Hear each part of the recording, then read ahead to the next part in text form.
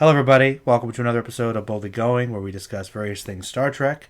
I'm Merlin, sometimes known as Joe, and I've got the film fanatics here with me. Got Dan here. Hey, hey. And Justin over there. Howdy. And today we're going to talk about Voyager. We're going to talk about the episode State of Flux. And I don't know, who wants to do the synopsis for this one about Chakotay and love interests and stuff? I'll do it. And, all right, Dan wants to talk about it. Let's do it. All right. Because I know Justin wants to talk about the next one. Yeah, I was going to say, Justin's got to do the next TOS episode. Yeah.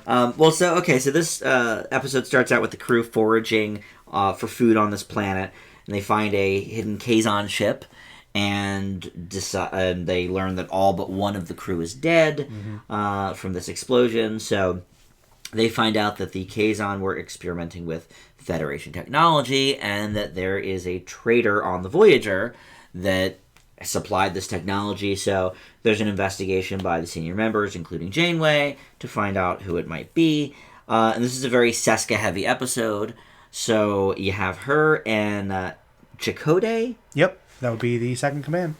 So he finds out that she's like stealing food meant for the whole ship, so he gets real mad. Neelix gets mad. Well, Neelix gets livid. And then, as a result, Chakotay is like, dude, what are you doing? Like, why are you stealing food? She did it, for him. I love you. I made you the soup. But she has a big part in the investigation as well, because she's trying to prove her own innocence. What is her DNA? Is she a Cardassian? Is she a Bajoran? We don't know. We learn. So I actually liked this episode. I thought there was a lot going on. I hated, obviously, the romance subplot, if you couldn't tell from my joking around about it. But it was stupid. I don't know what you mean. But the main plot where we're trying to learn about her makeup and everything, I thought was very interesting. I thought Janeway, handled it well. Did a good job. I really am enjoying her lately. These last couple Voyagers, I think Janeway's coming into her own and making some better decisions than in the first few episodes. That's for sure. Considerably. I mean, obviously, the writers are learning how to write for her more. Yeah. But I guess they didn't have it all planned out. Yeah, well, it's hard when you're the first female captain on a show. How are you going to handle that, Yeah. in a predominantly male Is she, here's a question, Joe. Yes. Is she supposed to be the first female captain ever? I don't believe so. Okay. I'm pretty sure there are other female captains. That's kind of what I was figuring, but I didn't know if that was ever utopian listed. society. You'd hope so. Right. She's not the first. Okay. Then again, it is Roddenberry, so... Yeah, but he was, all about equality, To varying degrees. But sometimes his interpretation might be all right, look, he's a product of his time, Justin. He is. The guy... But I'm only lenient so far. And to be fair, this was, after he died, so, Yeah. Yeah, it would happen. Yeah, she's not the first ever. Okay, but that's what I was wondering. The thing is, though, obviously, even I guess... But the first one that writers have to write for. And I do believe... I do think she's the first female... I do think she's the first female captain of the Enterprise, though. Oh, okay. But not really. Because she has her own ship. Yeah, I was going to say, she's on the Voyager. And that's why it was a big deal. Okay. Because it's kind of following the same pattern that the Enterprise would. Mm-hmm. So I guess a lot of people compared her to, obviously, you got Kirk and Picard. Sure. So in that sense, I think it's a little bit tougher for her than Brooks, because Brooks handling a space station is a little bit different. That's true. So That's true. He's not on his own ship. You're right. I think that's why people might be a little more critical of her. Yeah. But I know as a character, I don't think she's the first ever. Okay. Well, anyway, I like this one. I give it a B. That's pretty good. What did Justin think about it? No, I mean, this is weird, because we're finally getting to, the less cruddy Voyager episodes. I'm wondering if it's a matter of writing or the fact that I think the more they focus on the actual storyline, the better the episodes get. I don't know. But this one I thought was interesting to get to know the characters a little bit more. The romance was unbelievably forced. Yeah, it wasn't good. That was pretty good. Yeah. But I'm glad it was there. It at least gave some context, and obviously going to be the start of a very, very evident recurring villain. But Possibly. But no, I think the handling is good. I like the balance Janeway has, willing to be diplomatic to a degree, but is still willing to bear some hostility when necessary. It's nice to see that she's willing to push back a little bit at times. And I guess in context with that whole Cardassian conflict, what you would think after all of DS9 and Voyager that we would have figured out some way to wrap this up by this point, but... Well, not to spoil anything, Justin, but the Cardassians are an issue in DS9 for a long time. I thought. Yeah, never mind. Trust me, it's not something that goes away quickly. Anytime soon. Fair enough. Yeah. But no, I agree. This was a fairly solid episode. I don't know how I feel about some of the resolution of it, but for the most part, I thought it was a fun ride. I give it a B-. All right. Well, I'm actually glad you guys like this one. This is another example, I think, a pretty good Voyager episode. I still don't think it's ranked among the greatest or anything, but I think that Janeway's character's handled pretty well with her, how she balances things. You're right. I think Neelix, his annoyance is still appropriate here. I think in this particular context, since it's about what he does. It's fitting. It works. And I don't really like Chakotay that much. Like, I think he's a very bland, uninteresting character.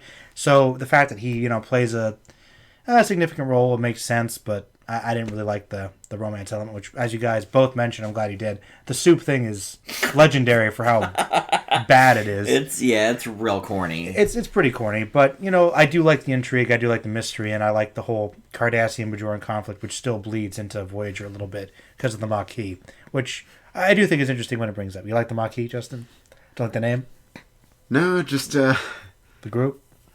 I don't know how well it's working because it's like I'm glad they're showing diversity in Star Trek, but it's also turning into like use the power of nature to learn more about your skills. It's like it feels almost like a backhanded compliment to Native Americans. I guess.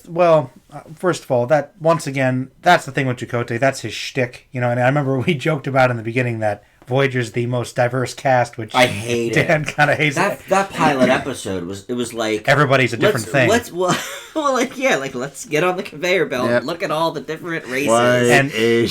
I know that like it's still. I guess I like the fact people are proud of their history in Star Trek, but I feel like we get to a certain point where you might not really identify as much with being a Native American as much as a member of humanity in Starfleet and the Federation. Yeah. This is pretty far in the future. I think that, literally on Earth at this point, countries and cities don't matter quite as much in terms of identity. We're all united. So I think it's cool as an homage, but I always thought Chakotay's shtick was just so cheesy. I agree. Like Star Trek doesn't do Native Americans well at all in any series. Every series where it comes up, and it does...